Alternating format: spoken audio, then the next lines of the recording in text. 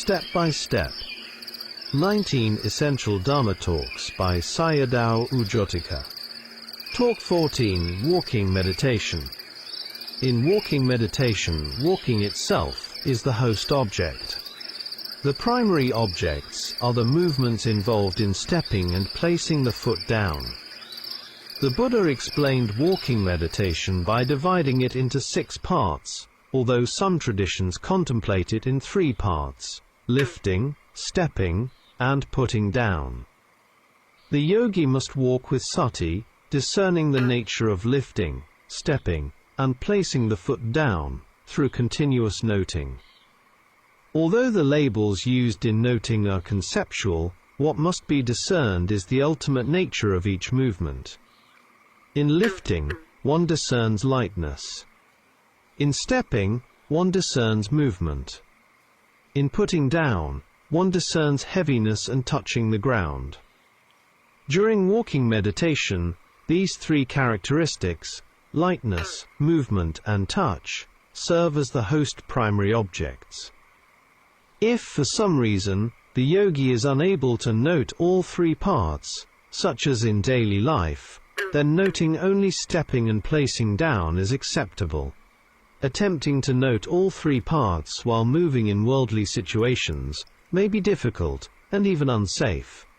The essential point is not the number of labels, but whether sati is present and continuous, and whether mindfulness is not lost. At the end of the walking path, if one wishes to stop, one should note the intention to stop before stopping. Stopping and turning in walking meditation. When stopping, note stopping, and contemplate its nature as calming down. At the end of the walking path, the sequence is as follows: wanting to stop right, pointing arrow stopping. After that, note wanting to turn right, pointing arrow turning, and feel directly the nature of movement involved. Then continue with lifting, stepping, and putting down the foot. For elderly practitioners, it is sufficient to note stepping and putting down. The hands should be placed in front of the abdomen, with the right palm resting on the left. The eyes should be restrained, not wandering here and there, as careless looking will disturb samadhi. Note on the Thai forest tradition. The Thai forest tradition places strong emphasis on walking meditation. Ajahn Mun himself and his disciples practiced many hours of alternating walking and sitting. He taught proper posture and walking practice, as recorded in the Forest Dhamma Talks of Luangta Mahabua. Ajahn Mun also emphasized that what he taught was the same as in the Buddha's time. 2 ways of mindfulness in daily activities. There are 2 approaches to mindfulness in movements and activities of daily life. Slow, deliberate movements, emphasized in the Mahasi system.